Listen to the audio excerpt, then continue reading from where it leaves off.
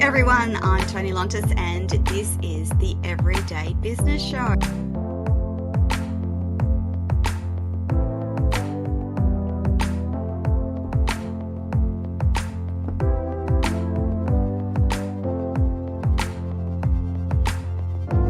I'm going to do it to the best of my ability, because if I fail, that means I fail for my entire female nation, I call it.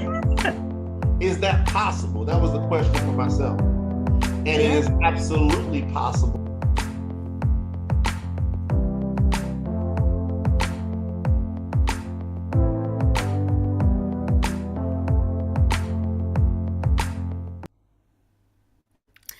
Good afternoon, Australia, and good evening, America. Welcome to everyone else listening across the planet, and a special shout out to anyone who's listening in Germany today.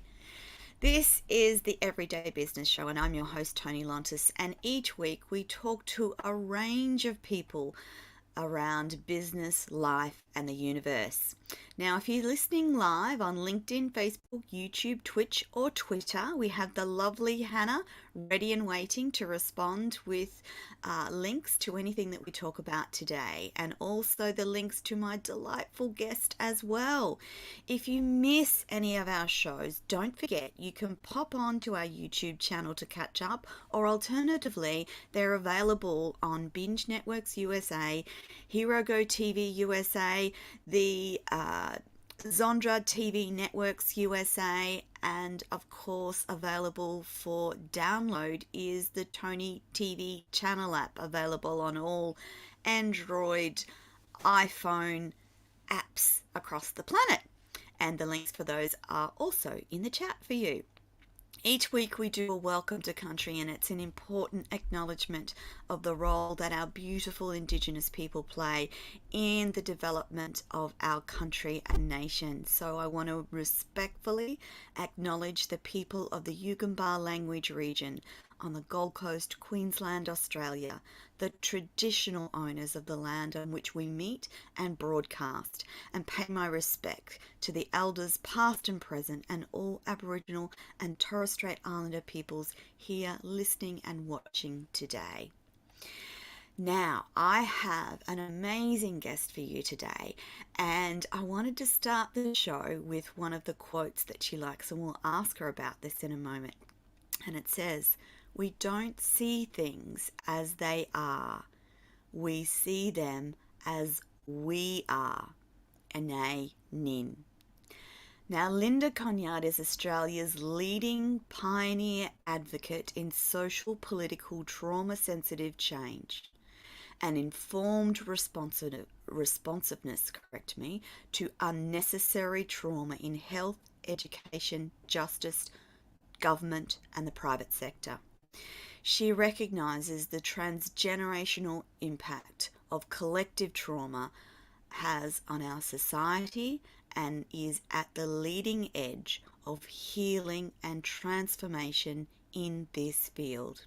And you will all know how passionate I am about this subject.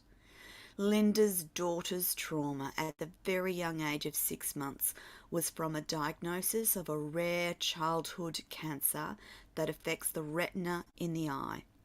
She survived and was left blind by the age of 3. The unfolding and recognition of her own significant trauma and childhood long-term trauma from living in hidden domestic violence led her into studies and subsequently her own trauma recovery. She became a therapist, and she wished that she was the therapist that she had found when she was seeking to heal her own trauma. Linda is determined to change the trajectory of trauma on a collective, cultural, community, family, and individual level. And it's a beautiful, big mission that we share in common. Welcome to the show, Linda. Thank you so much, Tony. Great to be here. I'm delighted that I get to share you with the global audience because I really don't think we talk about the impacts of trauma nearly enough in the space of leadership. And so today's discussion is entitled Pioneering Leadership, the New Frontier of Leaders. And Linda, I want to reflect first and foremost on your own journey, if we might. If you're feeling courageous enough to tell us about how that happened, what the journey was like, and what led you to be working in this space now. I think basically my whole life has prepared me for where I'm at the moment. It feels like that. And I also feel that when I was studying and my own trauma was unraveling, it started to make sense of all of the other experiences that I've had and how unnecessary trauma, excuse me, happens in many, many different ways in many, many different sectors. And that's what I became very clear on because when my daughter was sick, I'll give one experience of that. Yeah. At the hospital, we first went to the hospital, it was outside the oncology ward. All I wanted to do was just run with my baby. I didn't know where I was going. I just wanted to get out of there. Mm-hmm. And then this nurse came out of these doors and she had bright red hair, pale skin, big red lipstick, and this big smile on her face. And it just didn't equate to what I was feeling in myself. Anyway, she came and she sat next to me. I have no idea what words were spoken. I just honestly do not remember. But she gave me a hug. And in that moment, something happened within me that knew that I could do whatever I had to do, regardless of whatever the outcome was, because we didn't know at that stage whether she would live or die, what was going to go on. Yeah. So it was very interesting. And then another situation where she had to have a scan to see the extent of the cancer in her body. And my husband and I were back from where the scanning was going on, and there was a little TV monitor where there was little white spots all through her body. And I said to my husband, oh my God, it's all through her. So we were left to our own devices to interpret something that we didn't know how to interpret. And by this long silver table that she was strapped to at about 7 months of age, screaming, that red face screaming the whole time. I've got 45 minutes in my mind, but whether that's true or not, I'm not quite sure. I did have trauma brain. Actually sounds about right. Yeah. It's a long time that's for the a little amount one of time to be... that I have. And there was a nurse on either side. And I know. And I couldn't go. My milk was letting down. It was just a nightmare. And there was a nurse on either side, and they were talking about their weekend. And if there was a moment in my life where I was going to hit someone, honestly, it was that time. I was so angry. And it was just such a discombobulated situation. Mm-hmm. So then I got to wonder, when I was doing my trauma recovery, how can one group of nurses have that insensitivity? And then how can this other nurse who works with children in oncology ward, it's a nightmare, yeah, and have that different sense of being able to be present? So it really got me wondering. And I mean, I was very angry with the medical model for a very, very long time. And as I did my own healing, agree with you there. I started to be able to see the faces instead of this blank them and me. So it was a very interesting experience, but just I think just getting that if people are not resourced, then they're not able to be present to the suffering. And I got that. I thought, okay, I got that. So then it's around, for me, the education and training and being trauma sensitive, and what resources might people be able to draw on that they're not aware of. So that's how it sort of flipped around for me in my experiences. That was just in one sort of system. Yeah. Linda, it wasn't sort of until later that you actually realized that the impact of trauma on your life from childhood trauma, did you? It takes, and I have this conversation often, for many, many people, there's no realization as a child that you are experiencing trauma, whatever that trauma looks like. It's only as an adult that we start to consciously reflect and go, oh gosh, that probably wasn't great. That probably wasn't the best way to grow up. It's only often for people in adult reflection that they realize, and I don't think that we talk about that enough, because people have varied responses to trauma, but one of them that I've heard and has been reflected back to me is, oh, why didn't you speak up? Why didn't she speak up? Why didn't you say something before now? Why are you only talking about this now? But that's the reality of trauma, isn't it? Yes, that's right. And I think also what happens is because we're young, we don't have the resources. We can't just walk out and go and live somewhere else. We're reliant on our adults in our field, whoever they are, to provide us and keep us safe. And if it's not a safe environment, then we creatively adjust ourselves. So for me, it was like I had to be quiet. I wanted to say a lot, but I had to be quiet because it wasn't safe. So, and it might be that it's, often it's not a safe place for children. So we adjust ourselves, and then that becomes our familiar pattern, like a neural pathways formed in the brain physiologically. So that's our way of being. We know how to be in that. And then Peter Levine, in his book, Waking the Tiger, he talks about reenacting. So as we grow up, we continue this pattern because we know how to be. We've accepted this as how we are in the world. And then we then draw subconsciously to ourselves scenarios that then allow us to be in this way that we're familiar in. Even if it's dysfunctional, we're familiar and we know how to do it. So it usually takes something to shove us into what you're saying before about looking at this and going, hey, hang on, do I have to still do this? But we don't recognize it because it's so familiar. And Linda, it was your what your daughter was going through that kind of triggered you to get some healing for yourself, wasn't it? Well, I tried occasions, and honestly, I just felt I was just such a traumatized person, really, and I don't even know. I have not a lot of memory of my childhood, and also like intermittent memory of the same with my daughter's experience, because I was just traumatized. And it was mainly like I started studying many things around. I left the education department around 2002, and then started studying it was Ayurveda, actually, traditional Indian natural medicine, and then just kept going from there. I was a bit of a late starter with studying. And it just sort of formed from there, and it just led me into end of life care, in death and dying. That wasn't an agenda of mine, but I was led that way. Many things: oncology, massage, the Gestalt therapy, systemic generational work, many things. So it was that sort of really opened up for me.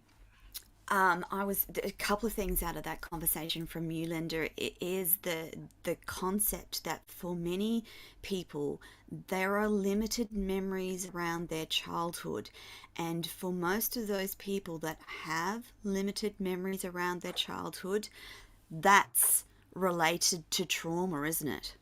Absolutely. And it's a bit of a survival mechanism. It's sometimes the memories come back and sometimes they don't. And it doesn't necessarily matter. You can still resolve trauma, even if the memories all don't come back. So it's more about looking at how is your past in your present, not necessarily dredging up all of the traumatic incidences, but how is your creative adjusted self serving you in your current reality, and is there anything that you can do about that to really start to step into your full potential and really connect back with who you are? Because I see that there's three major disconnects: a disconnect between self, between others, and between the environment. If we were fully connected to ourselves, we wouldn't hurt each other the way we do, and we wouldn't treat our environment the way that we do. So it all comes back to us. Unfortunately, we've got to do the work, whether we're a leader, whether we're a mother, whether we're a father, coach, doesn't matter.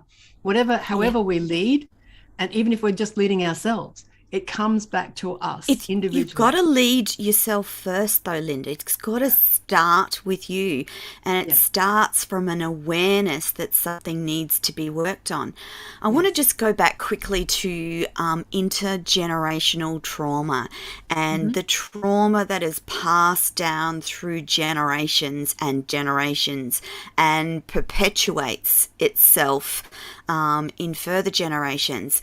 Can you talk to us a little bit about what that looks like generally and how it presents for people? Yeah, many different ways. And it could be that, you might have everything in your life that you could possibly want, but you still are not satisfied. You're not happy. There's a missing of some kind. Often, not always, just don't want to generalize, but am a bit generalizing. Often people who may be adopted, they may find that they find it difficult to find their place of belonging, even though they may have great adoptive families. Yes. There's still that missing part in them. It could be like following the same sort of illness. So if asthma's in the family, it can go down the line. Yes. There's so many different ways that it can show up, and often it's not linked to generational unresolved traumas. And because that's usually where it goes out. So if you look at a herd of horses, right, if something goes out of whack, then they have to adjust. The stars, same thing. Star dies, then there's an adjustment. So when there's this something that occurs, if it's not attended to, then there has to be some sort of makeup for the balance, to put things back into some kind of balance. Our bodies are the same. It always seeks homeostasis. So if we're out of whack, we have to try and find the balance again. And sometimes the balancing might not be as functional as what we might like it to be. So some of the ways that these patterns might show up might be dysfunctional and might not be the best way. People, not able to live their lives fully, not able to really step into their full potential, and they don't understand why. It's usually a clue that it's backwards. I know for me, Linda, in talking about this subject, I didn't actually know what true joy and happiness was until I'd done a fair amount of work on myself. And for me, I now, that feeling and that knowing that you can be joyful and happy is like a revelation. And I didn't realize what I was missing until I found it, I guess you could say. Yes. Linda, I wanted to reflect and we want to talk about leadership in our conversation today.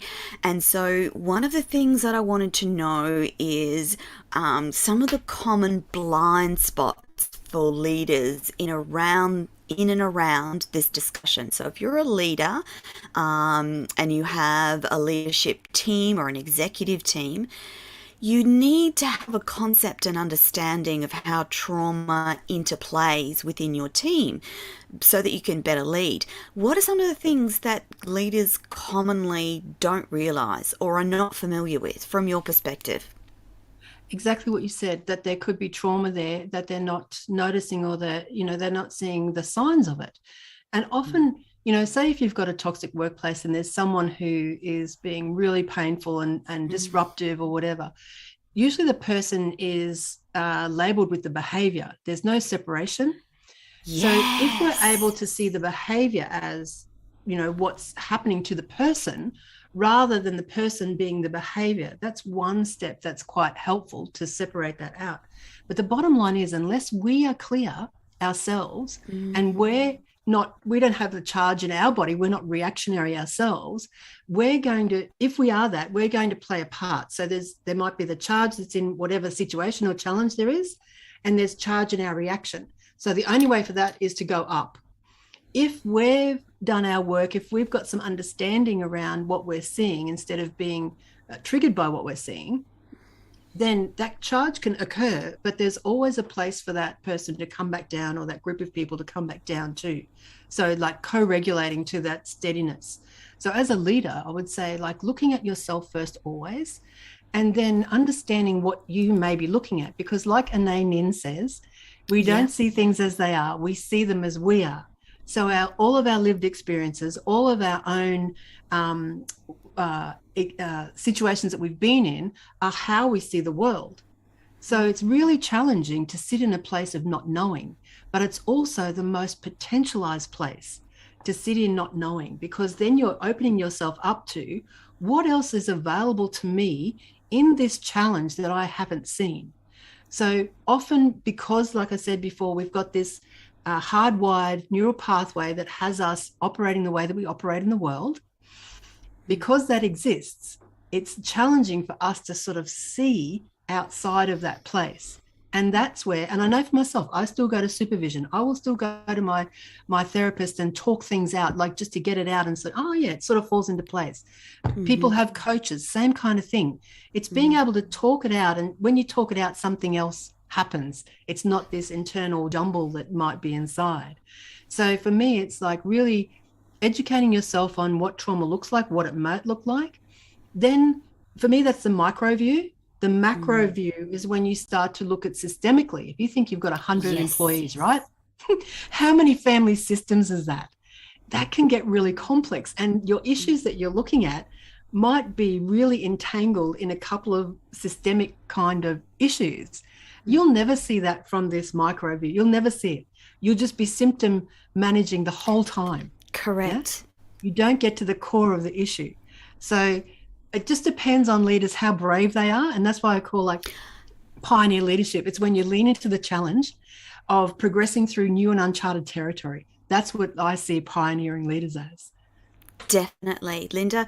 And so some of those behaviours I've learnt from experience and from research can be drinking too much, working too hard, workaholic, alcoholic, overly bubbly, introverted. All of those things could actually hide some sort of trauma. They don't always. For some people, that is a personality leadership management challenge, but for others, it is a way to hide their trauma and not deal with it.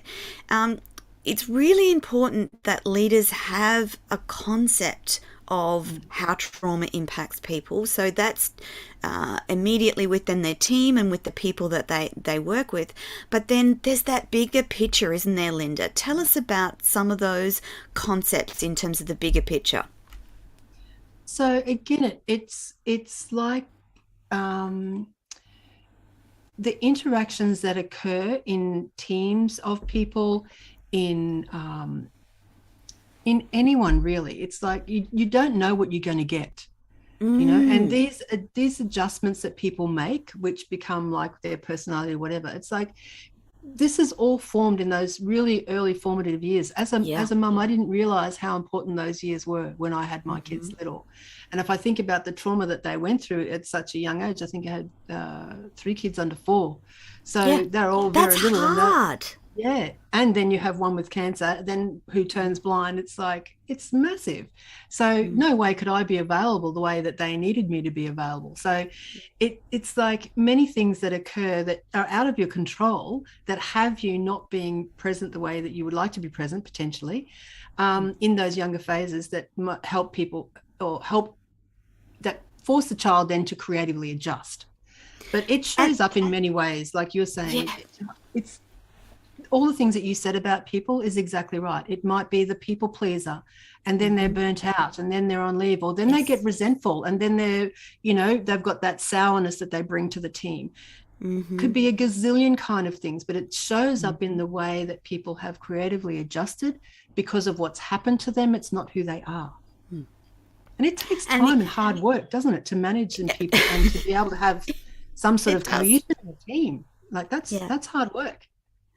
The other thing, Linda, and why I really think that's important that we have these discussions is that life can be traumatic without anything else. So the idea is that you recognize, as a parent, I might not have been there the way that I should have, but allowing yourself to not beat yourself up, but go, well, I could have done better, but allowing the children to access to someone to talk to about it, because I know that if we had trauma systems in place that recognize the long-term impacts of trauma, we would have counseling, therapy available from very young ages, and that would actually circumvent a lot of the things that we experience in this world. So for someone in a mass shooting, that young person that has done that shooting didn't get there in the 24 hours before that event. No. That's come from something long-term and deeper. And if we managed to do that better at that early age, we wouldn't have a young person thinking that shooting up a public place is an okay thing to do. And that's where we have this. Linda and I, last time we spoke, had a lovely conversation about trauma-informed care, and I think it's important to bring it up again, Linda. So can you explain to us and the audience, what is trauma-informed care and why is it important? So I now call it trauma sensitivity, because it's Yes. because it's really important, I think, just to differentiate from that care perspective, because it's like, it's not expecting people to, know trauma inside out and be able to do the therapy. It's not that. It's about being sensitive to it. And I think, what you were saying before about, maybe in schools or places where children, might be, I mean, the classrooms are full of traumatized children. I would have put my last $2 on it, right? Yeah. It's like, in those places, if there's teachers that are trauma sensitive, it's like the fight and the exclusion that occurs because they don't know what to do with children, or the extra person in that then stigmatizes that child and makes them separate to all the others. All those kind of things would be reviewed, and they wouldn't look the way that they look. There would be space and capacity to actually include the whole class in a grounding exercise, in Definitely. In actually seeing that it's what's happened to the child, it's not the child. And that's what often happens. It's identifying the person with the behavior. That's the biggest issue, I think, because then they become labeled year after year after year. If it's in the school system, workplace, it doesn't matter.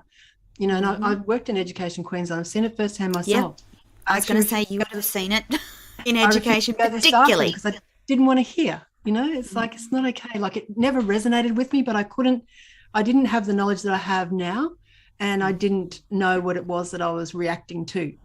But I think we would actually, in hospitals would be the same, in our government systems would be the same. If we were really trauma sensitive, we would have a different toolkit that we use. And in the program that I have for leaders, which is called Compassion Empowered Workplaces, it's about, these leaders already have the IQ. They have all the smarts. Definitely. They know what to do. Absolutely. My offering is more like blending that IQ with the EQ, which is that emotional intelligence. Yeah. And then the SysQ, which is the systemic intelligence. So it's really just enhancing what the leaders already have and just giving them a different skill set that will change their world if they're able to implement. So when you understand something, you know yourself. Once you understand something, it's such a different way. And it's such a different feeling when you understand it. Definitely. When you don't, it's all the tension and the fumbling around in it. That's really not fun. No, it's not fun. It's not fun for the leader.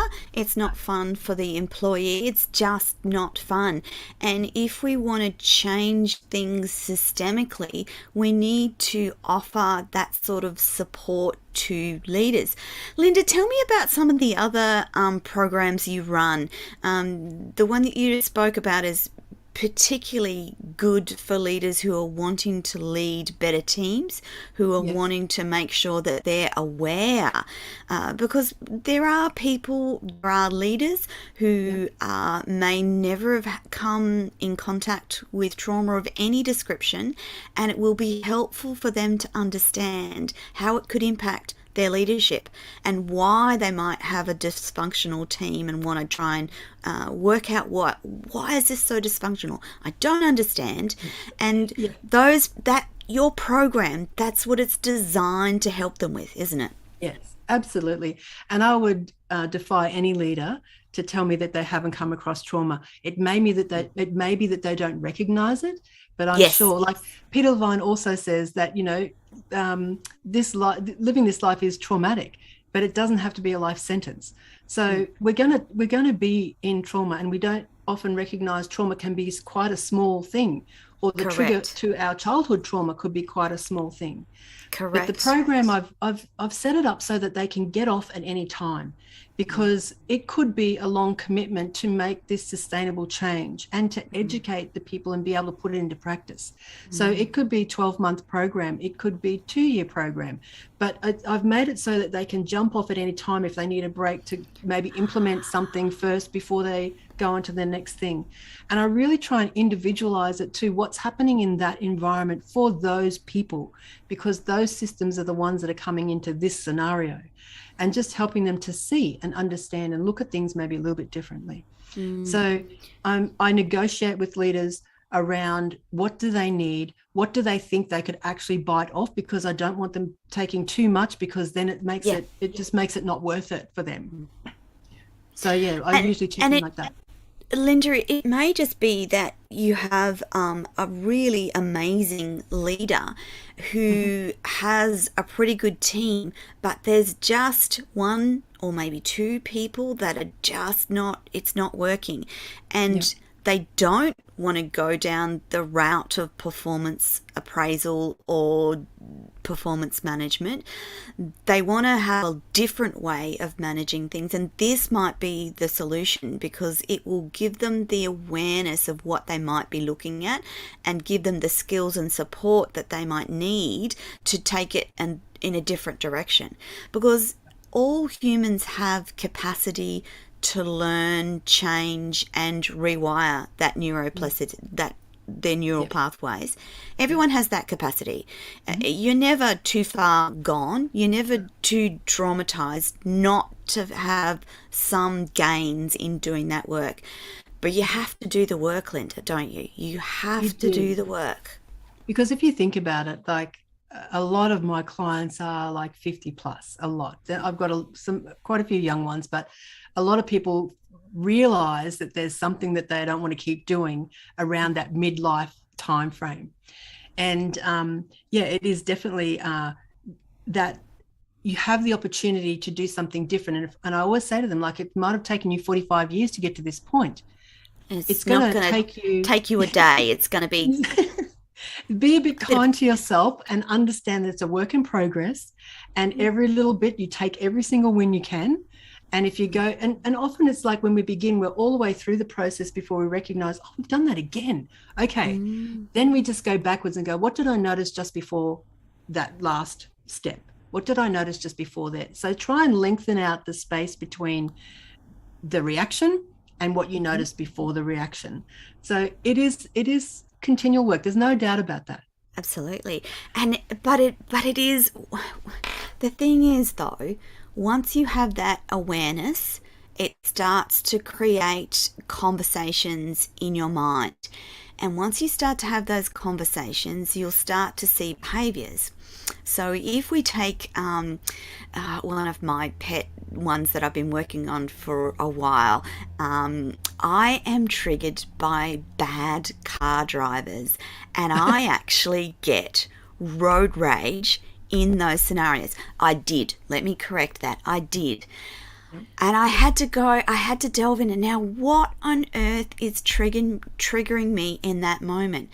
And once I figured out what that was, I'm like, oh, okay. And then it's about catching yourself in that moment and going, okay, you can react in a better way now. You know what's going on. You know why it's going on. Now's the opportunity to react in a different way. How do you do that? Well, I turn the music up. I take 3 deep breaths and go, life is very good. There's no need to be angry with that driver. Or words to those effect. Like, it doesn't have to be like a major production, but it's about awareness, number one. It's about catching the behavior in the moment and then slowly starting to change the reaction. Because once you do it enough, you actually change the whole reaction. So I can say now that it's very rare that I have that road rage feeling like I used to. I was very angry at certain people and certain ways that they drove, and now I'm just like, okay, c'est la vie, have a great day. You must be needing to go to that place faster than I am. You know, that whatever it is, to get you through that moment. And the reason that you do that is because it makes you a better person, number one. It gives you an understanding of so many other people around you. And that was the biggest thing for me, Linda, was recognizing the same reaction in other people and go, oh, I know what's going on there.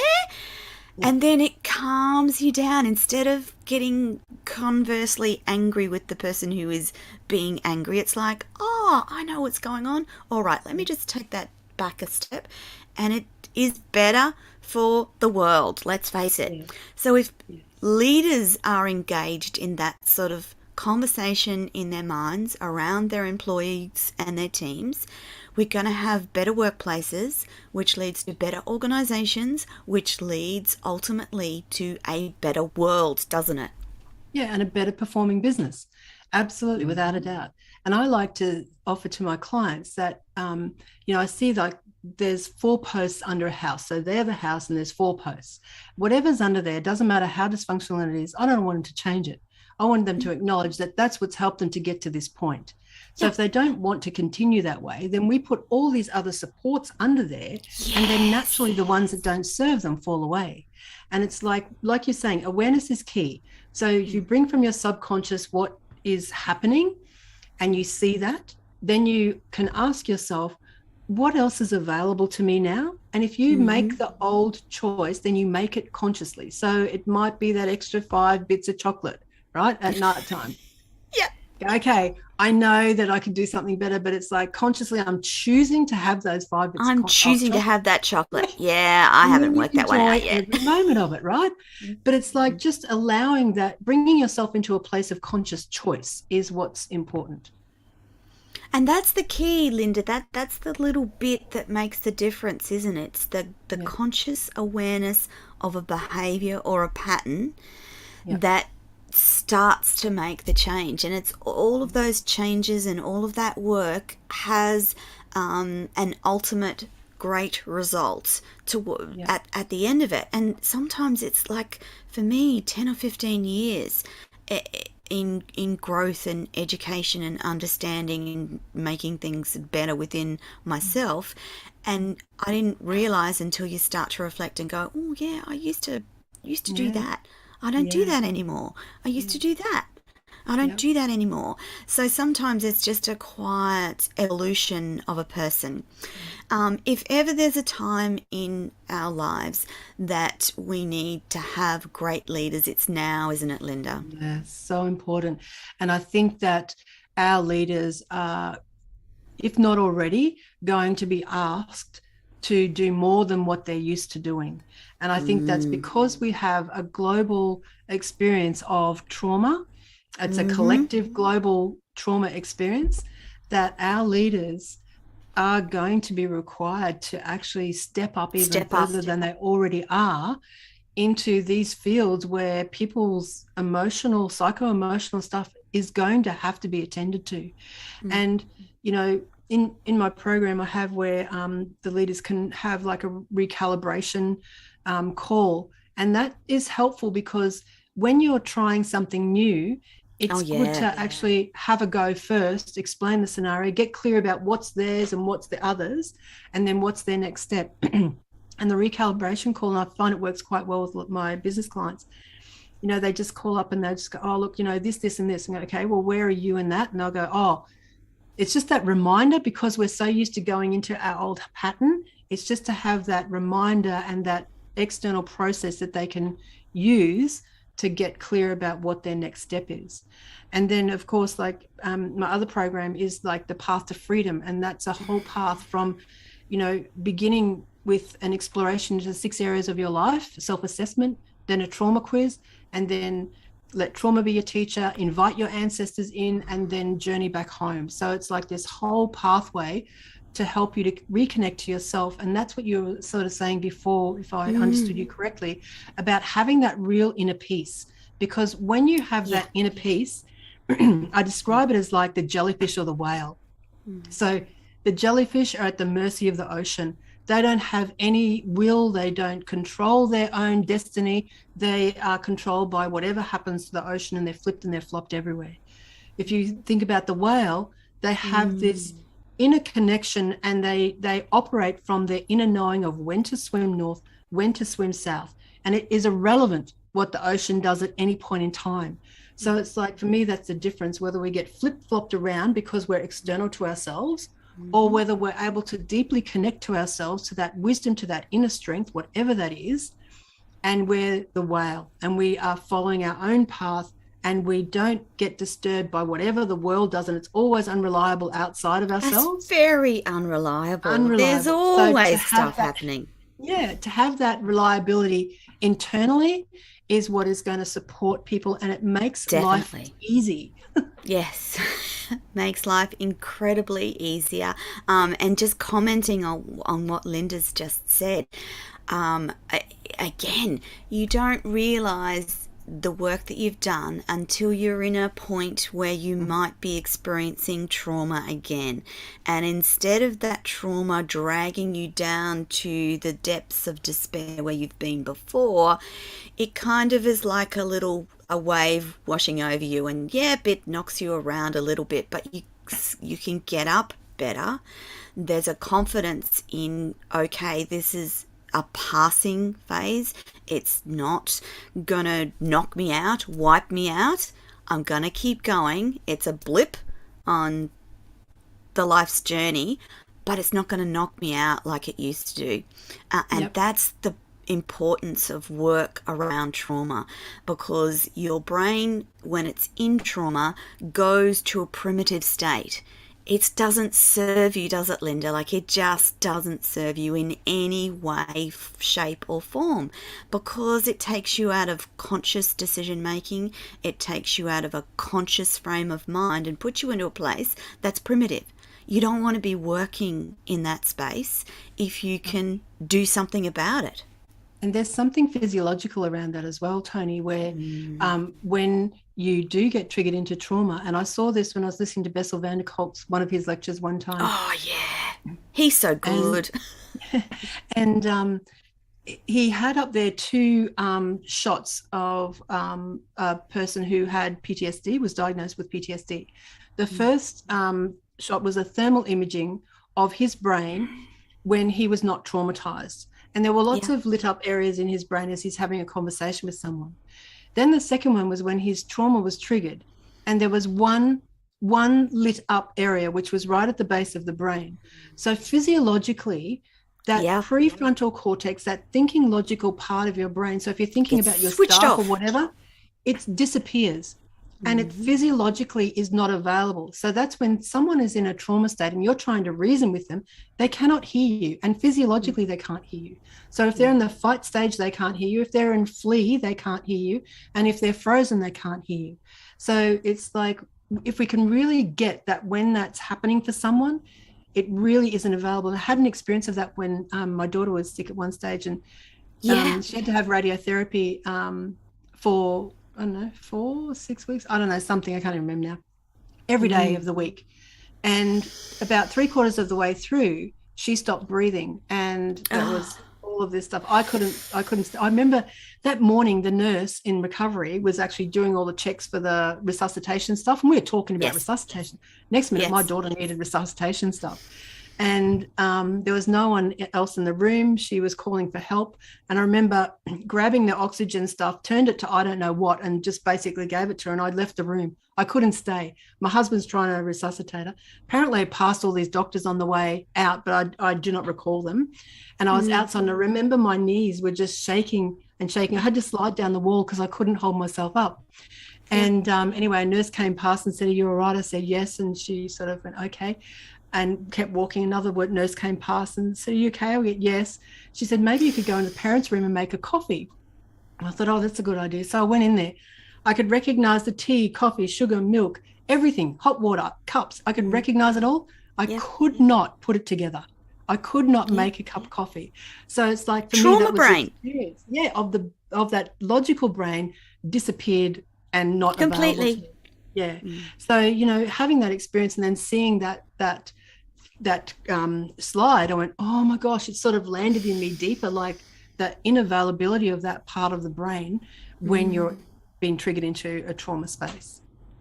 And Linda, just to agree with you there, one of the first things that I learnt in trying to heal my own trauma was to take my brain out of trauma brain. And the way that I learned how to do it was that focused deep breathing for 1 minute. At this moment in time, all you have to do is breathe in and breathe out and do it for a minute. And it takes you out of that brain space and back into somewhere where you can actually make some logical decision. And you may have to do it like a number of times. If there's a lot of things happening in and around you, you may have to do it a number of times. But I think it's fascinating that our brain reverts to a primitive place to protect us. That's what it's trying to do. And it's hardwired to survival. And we need to be grateful as human beings that that's what our brain does. It's designed to protect us. We just need to recognize when it's actually safe, generally speaking, for us to interact with humanity and not be in lizard brain or trauma brain, so to speak. Another one I use with my clients is say the alphabet backwards, and they just sort of look at me and go, I can't do that. So already there's a bit of a jolt out of that primitive brain, or to read something backwards, or to name things in the room, like anything that would require that real cognitive ability. I use those kind of things to help people just come back. And that would actually be a powerful skill for leaders to know about, number one, and to have as part of their leadership toolkit. Because then if you've got a cranky employee, someone's in your office screaming about whatever it is, you can immediately take them out of that space and that mode and bring them back. If someone's angry, I wouldn't use that. If someone was angry and it was a leader, I wouldn't use that. What I would do is use my own presencing, my own calmness for them to co-regulate to. Yeah. And just say, like, I hear you, it's okay. Like that, and your voice is calm, that you can actually have that. So if someone's angry, I would be using more that tool to bring them down a little bit before you can bring them back online. So it depends on the scenario, what will work. And, generalizing is a little bit tricky, but definitely if someone's heightened in the anger, I wouldn't ask them to do anything because that would probably irritate them much more. I would just say, and someone who wants to flee, I would just say, look, it's okay that you go, but can you come back when you're ready? Or maybe I'll call you in a couple of minutes or something like that. So you allow the actual response to occur and then you follow up that way. So for leaders and people who aren't trained, I would sort of suggest those kind of ways of interacting with staff who are having reactions. But the main thing is to recognize the reaction, the trauma response. So it's a fight and it'll be yelling and arguing and whatever else is going on. The flee will be like, people start to get out of here. See, they just or they stay, but they can't. But they, you can see that they want to go. They can't go. And then it'd be the freeze, and you can tell the freeze where people just can't move. They are immobile. So just recognize, recognizing those three is a great place to start. And then just, of course, the more calm that you are, that's where people can co-regulate to your calmness, because they're not calm. And it also works with children and toddlers, that calm. It will help them regulate. And the good thing about that with children and toddlers, for instance, is you're teaching them something as you're actually de-escalating them. Linda, we spoke earlier and you mentioned about a trauma quiz. We have the link for the trauma quiz, which we're going to put into the chat, and it will be with this interview wherever you're watching it. Can you tell us about that trauma quiz? Yeah, it's really just a very simple awareness checking point, because often people will say, like, I don't have trauma. I'll go, okay. So then I'll show them the symptoms of trauma, which might be sleeplessness, addiction of any kind. It might be that overworking kind of thing that you're saying, or the symptoms of trauma.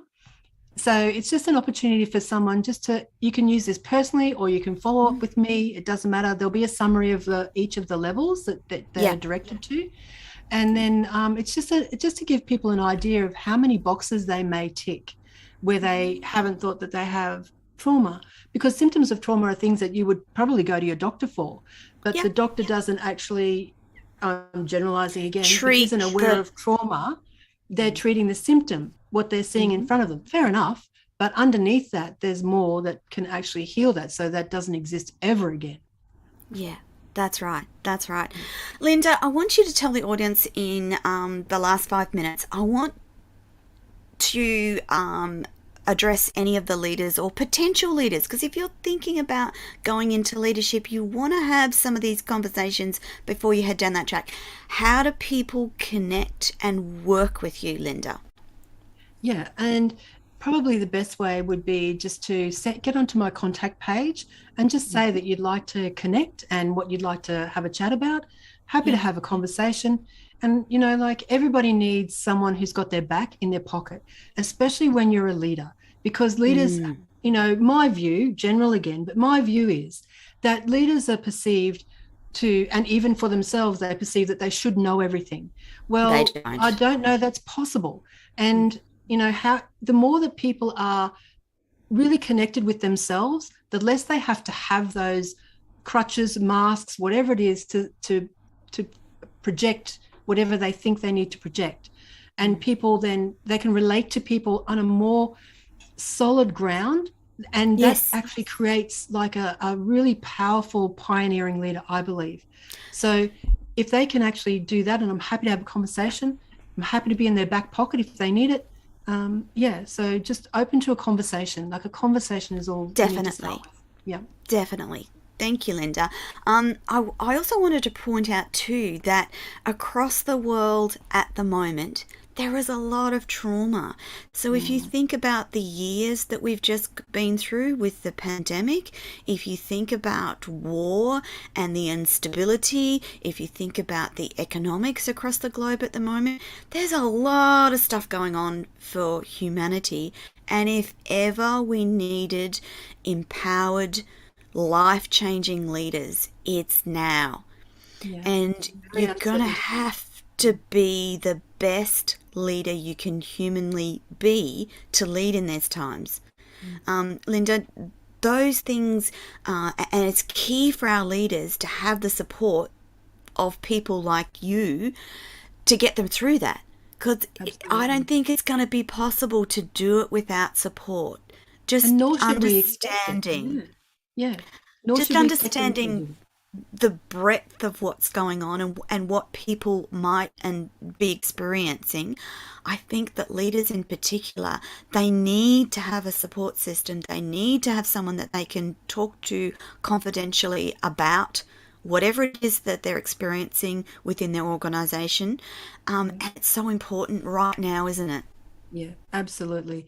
And I think that, you know, leaders themselves, it's not helpful if they have the expectation that they should have all the answers, because none of us have all the answers in these times are so uncertain and destabilizing that, you know, not many of us enjoy sitting in not knowing. But that's the position that we're really in. We don't know what's going to happen next week, the week after, whether we're going to have money, not have money, have a home, not have a home. Like, there's so much very uncertain. Yeah. So, you know, that's where I can help leaders to learn how to sit in uncertainty. I don't have the answers, but I can help you to sit in uncertainty and be strong and powerful in that place of uncertainty. And a good leader will figure it out. Yes. They'll work it out, but they're more likely to work it out with good support. So you can find Linda on Facebook, Linda Conyard, Healing Humanity Through Truth, and the same on LinkedIn, Linda Conyard, Healing Humanity Through Truth. We have all of these links will be attached to both the live video and any of it in replay. It'll be in the show notes. If you're a leader and if you're struggling a little bit at the moment, that's okay. But I really encourage you to reach out to Linda for some support and tips to help you get through these challenging times. Linda and I have had some powerful conversations over the years, and I know that she has the keys that might just unlock something that you're struggling with at the moment. Linda Conyard, thank you so much for sharing everyday business with me today. It's wonderful to talk about things that are business related but not strictly business, and one of those is support of our amazing leaders across the planet. I know that you work globally, so this show is encouraging you to reach out to Linda and have a chat about things that might be concerning you. Linda, thank you so much for being on the show today. I look forward to another conversation soon. Thank you for the work that you do. It's incredible. Thank you, Tony. Same to you. And that, my friends, is your lot for this week. We will be back next week. Don't forget, if you've missed even a portion of this show, please check it out. YouTube and Binge TV across the world. I encourage you, if you're a leader, to connect with Linda. And that's it for this week. Bye for now.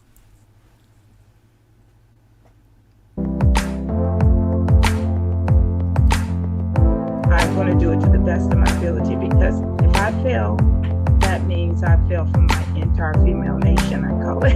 Is that possible? That was the question